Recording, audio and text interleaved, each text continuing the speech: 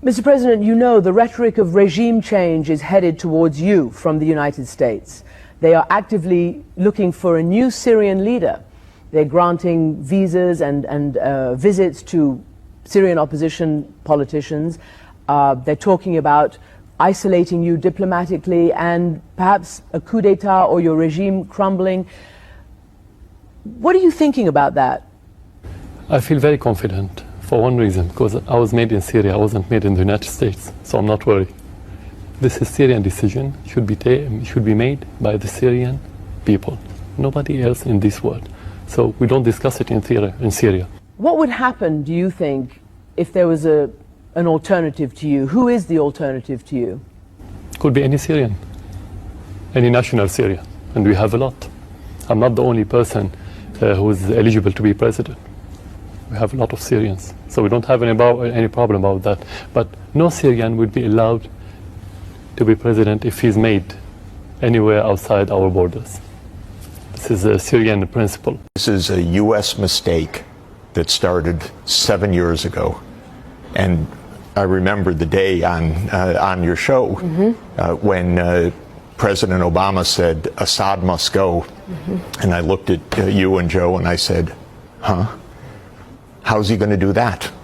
Where's the policy for that? Right. And we know they sent in the CIA to overthrow Assad. The CIA and Saudi Arabia together in covert operations tried to overthrow Assad. It was a disaster. Eventually it brought in both ISIS as a splinter group to the jihadists that went in. It also brought in Russia. So we have been digging deeper and deeper and deeper. What we should do now is get out and not continue to throw missiles, not have a confrontation with Russia. 7 years has been a disaster under Obama, continuing under Trump. This is what I would call the permanent state. This is the CIA, this is the Pentagon, wanting to keep Iran and Russia out of Syria, but no way to do that. And so we have made a proxy war in Syria. It's killed 500,000 people, displaced 10 million, and I'll say predictably so, because I predicted it 7 years ago. The former Syrian dictator Bashar al-Assad lived in a palace on a hill high above Damascus. Now it's under control of the rebels who overthrew him. They gave us an exclusive tour inside. Can understand why he wouldn't want to leave this. Assad and his wife seem to have modern tastes. You are first greeted by the grand atrium, accented by a classic wood-paneled library. Upstairs was for the family only, the apartment where the rebels say Assad lived. You could tell this was really the inner sanctum because everywhere here there are thick, bulletproof doors. They are extremely, extremely heavy, solid metal, electric keypads. This could have been sealed off, but in the end, it didn't do him any good. All the security was to protect his bedroom, ransacked after he fled. Shalom, Israel. First and foremost, I would like to give all praises, honor, and glory to Yahweh, Bahashem, Yahweh Shai, Bahashem, Rakah, Quadash, and a sincere salutations to the hopeful elect, and also a healthy shalom to the few Akwath who are listening and learning. Lord's willing, this lesson be edifying and straight to the point. And you've heard me say on a number of occasions that these Edomites are one-trick ponies. And I'm chiefly speaking of the wicked elite, okay, of the nation of Edom. The Wizard of Oz, so to speak, okay, the ones that are behind the curtains, pulling the strings and manipulating this world, for their benefits, okay? These elite banking families, the Gettys, the Rothschilds, the DuPonts, okay, so forth and so on. But, all right, these Edomites, they're one-trick ponies. And especially when it comes to regime change. Okay, so whether it be, Saddam Hussein in Iraq, whether it's Gaddafi in Libya or Assad in Syria, Sleazy E does the same things over and over and over. Matter of fact, it's a saying in the world, if it ain't broke, don't fix it. So he continues to do the same thing over and over and over. So let's grab Micah chapter 2 and verse 1. Woe to them that devise iniquity and work evil upon their beds. When the morning is light, they practice it because it is in the power of their hand. Right. The wicked elite of the nation of Edom have all the time and the resources, and not to mention the think tanks, to come up with these elaborate schemes in which to steal a nation's resources or to put in power a puppet that they control to be able to control the resources. This is what this devil does. And, from here, I'm going to play a little bit of this video, and it's going to show you the real reason why America got rid of Assad, the president of Syria. Syria's territory. Let me quickly share some background with you. So, in a nutshell, under Bashar al-Assad, there were two pipeline projects under consideration.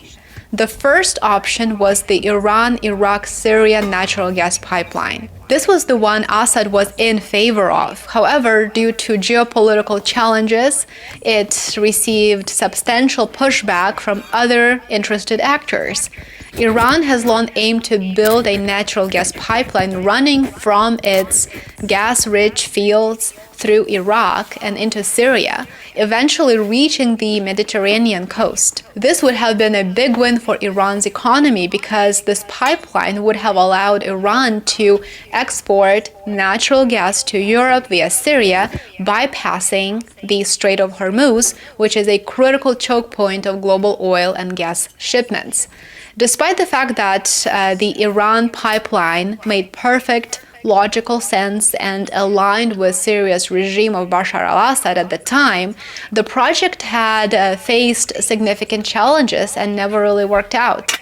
It faced sanctions, political instability in Iraq and in Syria, and financial constraints, since both Iran and Syria at that time were heavily sanctioned by the United States and the EU. Now, the second pipeline option included transit from Qatar to Zakar'Yah and through Syria. As you can imagine, this is where Western interests were heavily involved. A competing pipeline plan, backed by Qatar, was designed to run from Qatar through Saudi Arabia, through Jordan and Syria, reach in Turkey, and ultimately ending up in Europe. This pipeline was part of a broader strategy to reduce Europe's dependency on whose energy do you think? That's right, on Russian energy, and to promote Qatari gas in Europe. Not surprisingly, Bashar al-Assad blocked the second project, and he sided with the Iran-Iraq route. This was one of many reasons why the West attempted to overthrow Bashar al-Assad for a long time and ultimately succeeded, replacing him with a former Al-Qaeda ISIS operative. All right, that was a bit of a history background. Hopefully that helps understand the background. So there you have it. There's nothing else that needs to be said. She put it perfectly. So let's grab Micah chapter 2 and verse 2. It reads, "And they covet fields and take them by violence, and houses and take them away." Right. And you just saw that firsthand. They took away Assad's house. They ransacked his bedroom, his whole entire mansion. All right. They took Syria away from him in order for him not to sign the deal with the Iran-Iraq-Syrian pipeline. Okay. Which would make it easier and make wealth for their land, with the flowing of natural gas through it.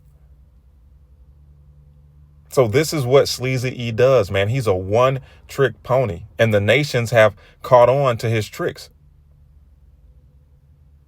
They have the blueprint on what this devil does. So it reads, "And they covet fields and take them by violence, and houses and take them away. So they oppress a man and his house, even a man in his heritage. And you have to realize, man, Iraq, Syria, and Libya, these nations that America has went into, after the upheaval of the elected leader, these countries go to hell.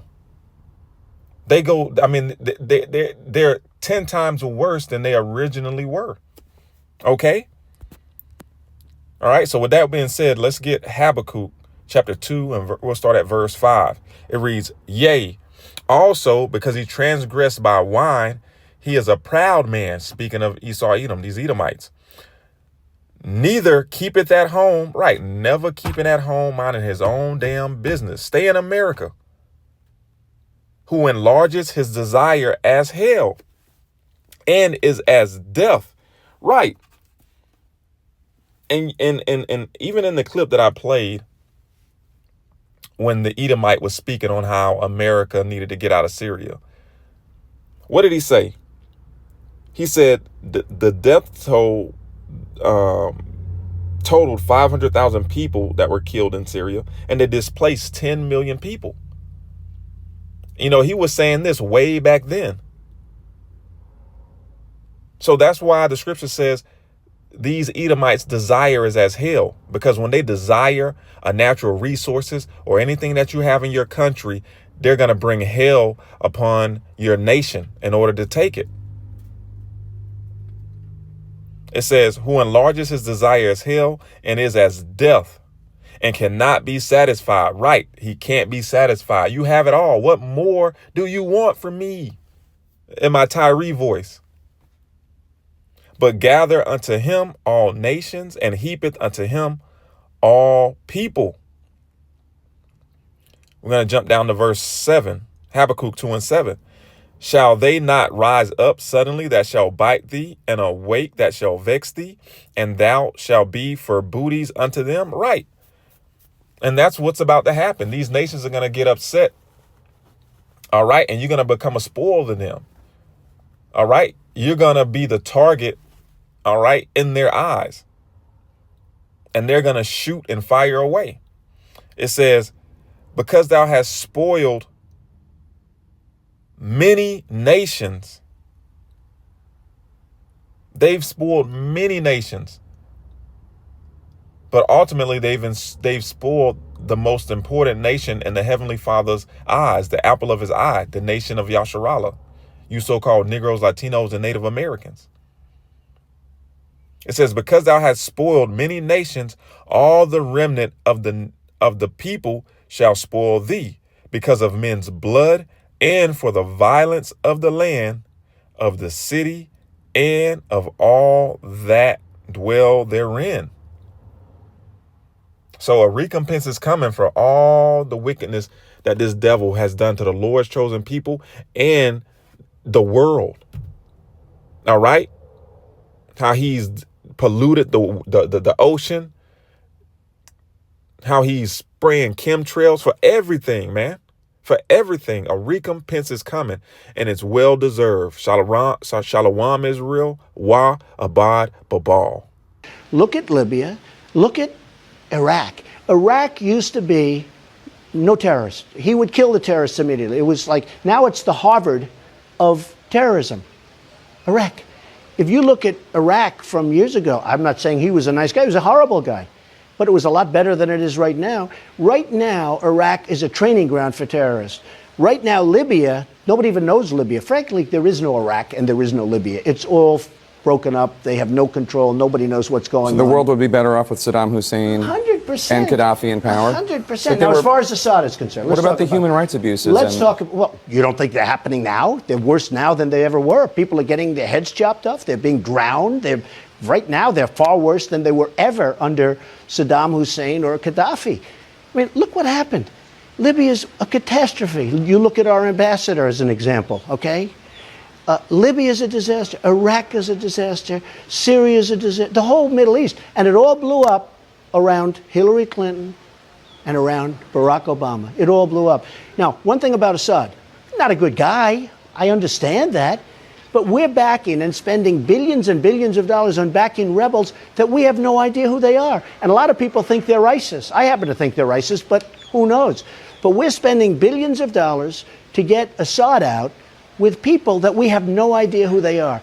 I don't think that's smart.